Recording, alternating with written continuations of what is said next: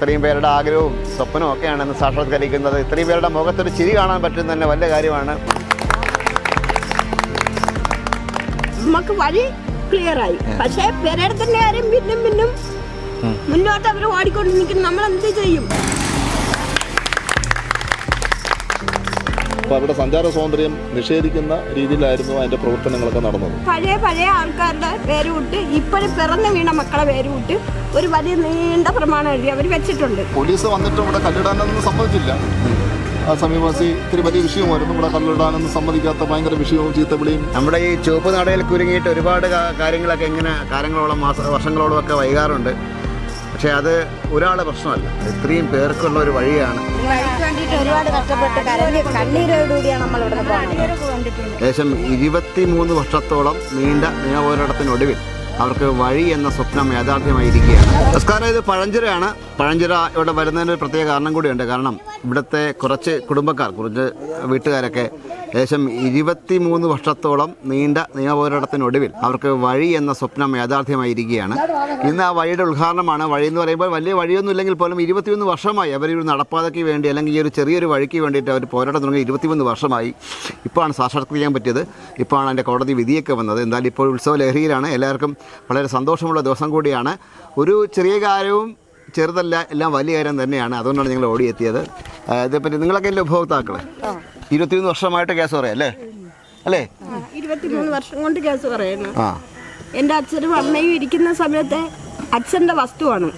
ഈ പിടങ്ങുന്ന ആൾക്കാർ അച്ഛൻ്റെ അമ്മാവൻ്റെ മക്കളാണ്. അപ്പം അതിൽ കുറേ പഴയ ആൾക്കാരുടെ പേര് വിട്ട് ഇപ്പോഴും പിറന്നു വീണ മക്കളെ പേര് വിട്ട് ഒരു വലിയ നീണ്ട പ്രമാണം എഴുതി അവർ വെച്ചിട്ടുണ്ട്. അതുകൊണ്ടാണ് ഈ ലോകം മൊത്തം നടക്കുന്നത്. ഞങ്ങൾ ഒരു സ്ഥാപനത്തിൽ ചെല്ലുമ്പോൾ, ഗവൺമെൻറ് സ്ഥാപനത്തിൽ ചെല്ലുമ്പോൾ അവർ ചോദിക്കും, നിങ്ങളെന്ത് വന്നു? ഇന്ന കാര്യം. നിങ്ങൾ അമ്മ എന്ത് വന്നു? അത് ഇന്ന കാര്യം.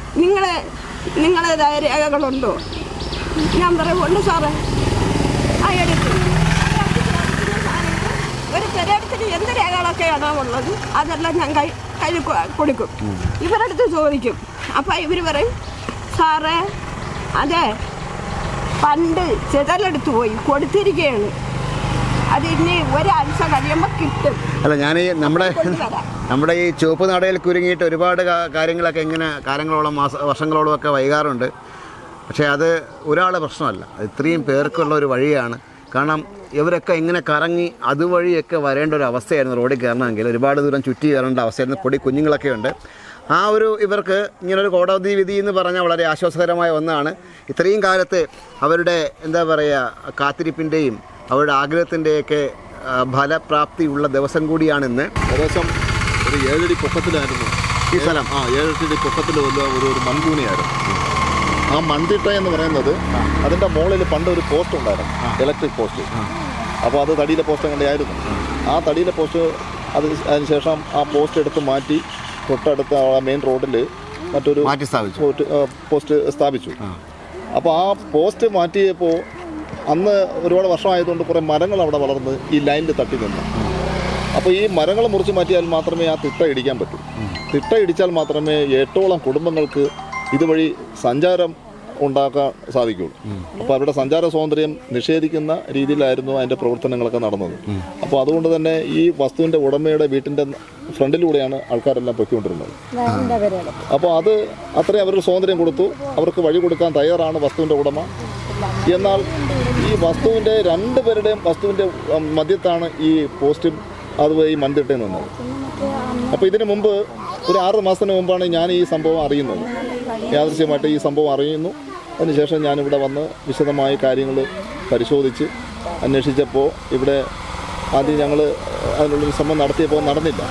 അപ്പോൾ പിന്നെ ഞങ്ങൾ നിയമപരമായിട്ട് തന്നെ അതിൻ്റെ കാര്യങ്ങളിലേക്ക് പോയി. അപ്പോൾ മനുഷ്യാവകാശ കമ്മീഷൻ നിങ്ങൾ ഹ്യൂമൻ റൈറ്റ്സ് ഇടപെട്ടുകൊണ്ട് തുടർന്നാണ് സാധ്യമായത്. ഞങ്ങൾ ഇടപെട്ടു. അതിൻ്റെ അടിസ്ഥാനത്തിൽ ഇത്തിരി കാലതാമസം. അപ്പോൾ ഇവർക്ക് പെട്ടെന്ന് റെഡിയാവണം എന്ന് പറഞ്ഞ് ഞാൻ പറഞ്ഞു നിയമപരമായിട്ട് പോകുമ്പോൾ നമുക്ക് കാലാവധി എടുക്കും. അപ്പോൾ അത് ആ നിയമം അനുസരിച്ചേ ചെയ്യാൻ പറ്റുള്ളൂ. അല്ലാതെ നമ്മളൊരു അക്രമമോ മറ്റു കാര്യങ്ങളോ ഉണ്ടാവാൻ പാടില്ല. വളരെ ശാന്തമായിട്ട് തന്നെ നമുക്ക് ആ വിഷയം പരിഹരിക്കാം എന്ന് പറഞ്ഞതിൻ്റെ അടിസ്ഥാനത്തിൽ ആണ് അവർ സമാധാനമായിട്ടിരുന്നത്. അപ്പോൾ ഇപ്പോൾ ഈ ജൂലൈ 7-ാം തീയതിയാണ് നമ്മുടെ ജില്ലാ കളക്ടറുടെ സ്പെഷ്യൽ ഓർഡർ പ്രകാരം തഹസിൽദാരുടെയും ഒക്കെ ഓർഡർ പ്രകാരം അവിടുന്ന് സർവേയർ വന്ന് അളന്നത്. അപ്പോൾ സർവേറും അവരുടെ കൂടെയുള്ള ഉദ്യോഗസ്ഥരും ഗവൺമെൻറ് ഉദ്യോഗസ്ഥരും എല്ലാവരും കൂടി വന്നു. അതിനുശേഷം ഇവിടെ KSEBയുടെ ഉദ്യോഗസ്ഥരെയും വിളിച്ചു വരുത്തി ആ ലൈൻ കട്ട് ചെയ്തതിന് ശേഷമേ മരങ്ങൾ മുറിച്ച് മാറ്റാൻ പറ്റൂ, അതുപോലെ ഈ തിട്ട ഇടിക്കാൻ പറ്റത്തുള്ളൂ. അപ്പോൾ അങ്ങനെ ഇല്ല, ഇത് സർവേറും മറ്റു ഉദ്യോഗസ്ഥരും വന്നപ്പോൾ ഇവിടെ കുറച്ച് വിഷയവും പ്രശ്നങ്ങളൊക്കെ ഉണ്ടായി. തുടർന്ന് പോലീസിനെ ഞങ്ങൾ മുൻകൂട്ടി തന്നെ അറിയിച്ചിരുന്നു. രേഖാമൂലം കത്തും കൊടുത്തിട്ടാണ് ഇതെല്ലാം ചെയ്തത്. അപ്പോൾ പോലീസിൻ്റെ സേവനം കൂടി നമുക്ക് ആവശ്യമാണ് എന്ന് പറഞ്ഞിരുന്നു. അതിൻ്റെ അടിസ്ഥാനത്തിൽ ബഹുമാനപ്പെട്ട CA എന്നെ പോലീസിനെ നമുക്കിങ്ങോട്ട് പറഞ്ഞയക്കുകയാണ് ചെയ്തത്. അവർ ക്രമസമാധാനം നിലനിർത്തുന്നതിന് വേണ്ടിയാണ് പോലീസിൻ്റെ സഹായമുണ്ടായത്. അപ്പോൾ ആ രീതിയിൽ വളരെ സമാധാനപരമായിട്ട് തന്നെ ഈ കാര്യങ്ങൾ നടന്നു. അപ്പോൾ പോലീസ് വന്നിട്ട് ഇവിടെ കല്ലിടാനൊന്നും സമ്മതിച്ചില്ല. സമീപവാസി ഇത്തിരി വലിയ വിഷയമായിരുന്നു. ഇവിടെ കല്ലിടാനൊന്നും സമ്മതിക്കാത്ത ഭയങ്കര വിഷയവും ചീത്തവിളിയും എന്തായാലും അനിഷ്ടമായിട്ടുള്ള സംഭവം സംഭവിച്ചില്ല. അപ്പം അനിഷ്ട സംഭവങ്ങളൊന്നും ഉണ്ടാവാതെ ഒരു വിഷയമില്ലാത്ത രീതിയിൽ തന്നെ അത് പരിഹരിച്ചു. അവിടെ കല്ലിട്ടു. അതിനുശേഷം പിന്നെ ഈ വസ്തുവിൻ്റെ 2 ഉടമകളും അതിൻ്റെ വഴി കൊടുക്കുന്നതിന് വേണ്ടിയുള്ള സഹായം ധാരണയായി. അതിനുശേഷമാണ് ഈ 8 അടിയോളം പൊക്കം വന്ന് ഈ തിട്ട ഇടിച്ചു വിടുന്നത്. തിട്ട നല്ല പണിയിലായിരുന്നു.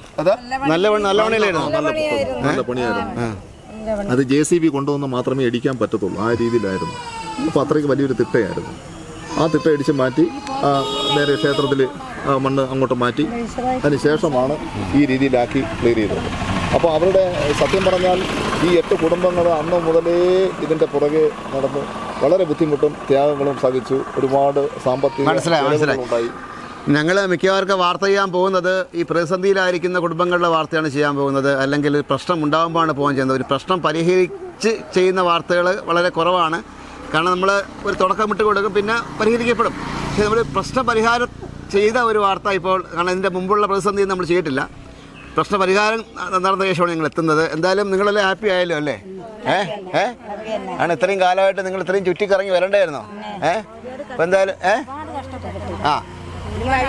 ഒരുപാട് കഷ്ടപ്പെട്ട് കണ്ണീരോടുകൂടിയാണ് നമ്മൾ ഇവിടെ അടിയുണ്ട് ഇവിടെ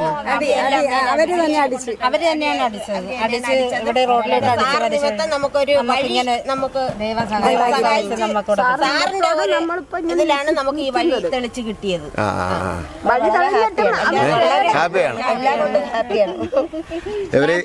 ദുഃഖം എന്തിനാ? ദുഃഖം എന്തിനെന്ന് വെച്ചാ നമുക്ക് വഴി ക്ലിയറായി. പക്ഷേ പെരേടത്തിന്റെ കാര്യം പിന്നും മുന്നോട്ട് അവർ ഓടിക്കൊണ്ട് നിൽക്കുന്നു. നമ്മൾ എന്ത് ചെയ്യും? നിങ്ങളുടെ കയ്യിൽ രേഖയുണ്ടെങ്കിൽ പേടിക്കുന്നത്? നമുക്ക് രേഖയുണ്ട്.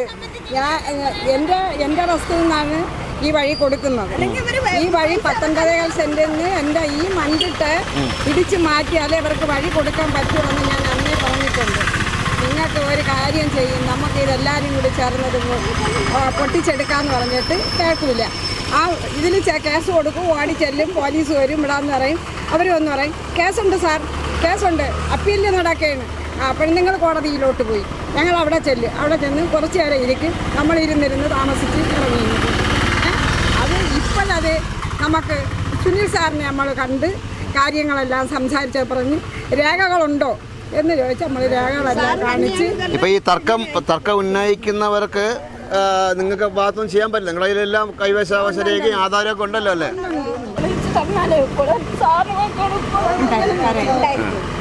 അതൊക്കെ ശരിയാവും. എന്തായാലും വഴിയായല്ലേ, ഇനിയിപ്പോൾ മുന്നോട്ട് കുഴപ്പമില്ലാതെ പോകും. കാരണം നിങ്ങളുടെ ആധാരവും കൈവശ സംഭവം ഉണ്ടല്ലോ. പിന്നെ ഞാൻ അവിടെ ചെന്നപ്പോഴും തന്നെ എൻ്റെ അടുത്ത് വില്ലേജിൽ നിന്ന് ചോദിക്കുന്നത്, നിങ്ങൾ എന്തിനാ എപ്പോഴും ഇങ്ങനെ കയറി വരുന്നത്? നിങ്ങളെ കരവും പ്രമാണവും എല്ലാം ക്ലിയർ, പിന്നെ എന്തിനാണ് എപ്പോഴും ഇവിടെ വരണം എന്നാണ് എന്നോടുള്ള ചോദിച്ചത്. ശരി, എന്തായാലും നമുക്ക് അഭ്യർത്ഥിക്കാനുള്ളത് ഇനിയെങ്കിലും അവരെ ബുദ്ധിമുട്ടിക്കട്ടെ. കാരണം 23 വർഷത്തോളം അവർ കേസ് പറഞ്ഞു. എന്നിട്ട് അവരുടെ ഒരു സ്വപ്ന സാക്ഷാത്കാരമാണ് ഇന്ന്. അവരങ്ങനെ ജീവിച്ചു പോട്ടെ. കാരണം ഇത്രയും പേരുടെ ആഗ്രഹവും സ്വപ്നവും ഒക്കെയാണ് ഇന്ന് സാക്ഷാത്കരിക്കുന്നത്. ഇത്രയും പേരുടെ മുഖത്തൊരു ചിരി കാണാൻ പറ്റുന്ന തന്നെ വലിയ കാര്യമാണ്.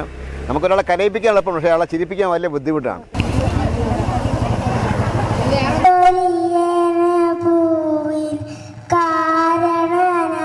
നമ്മുടെ നാട്ടിൽ ഒത്തിരി പ്രശ്നങ്ങൾ കൈകാര്യം ചെയ്യുന്ന രാഷ്ട്രീയ പ്രസ്ഥാനങ്ങൾ ഒന്നും തന്നെ സമയമില്ലാത്ത കാലഘട്ടമാണ്. നമ്മുടെ നാട്ടിൽ ഇപ്പോഴും ഒരു 10ഓളം കുടുംബങ്ങൾക്ക് വഴിയില്ലാതെ വീടുകളുണ്ടോ എന്ന് പറയുന്നത് തന്നെ നമ്മുടെ നിലവിലെ ഭരണസാരഥ്യം വഹിക്കുന്ന രാഷ്ട്രീയ പ്രസ്ഥാനങ്ങൾക്കും അതിൻ്റെ നേതാക്കന്മാർക്കും തന്നെ വലിയൊരു നാണക്കേടാണ്.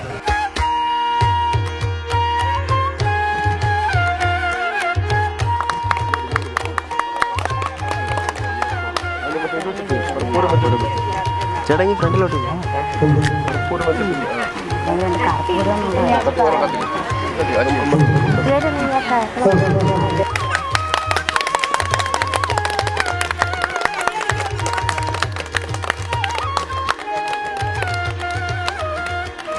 ഇതിന് ഭയങ്കര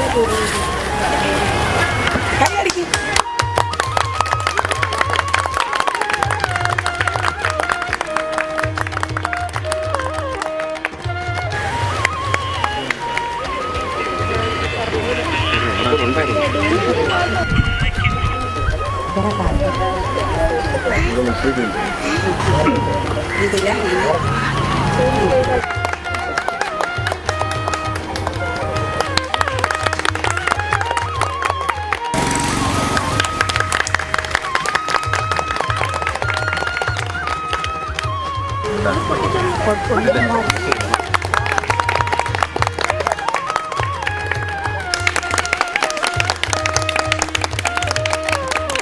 പങ്കെടുക്കുക.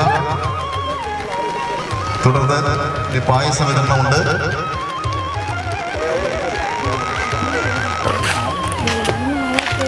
എന്തായാലും ഇനിയുള്ള സംവിധാനങ്ങളൊക്കെ അവർക്ക് വേണ്ടി ആകട്ടെ, അവരുടെ ചിരി നിലനിർത്തട്ടെ എന്ന് ആഗ്രഹിച്ചുകൊണ്ട് ക്യാമറമാൻ അനീഷ് മംഗലാപുരത്തിനൊപ്പം സെയ്ത്തുമാരാർ സൈനിക.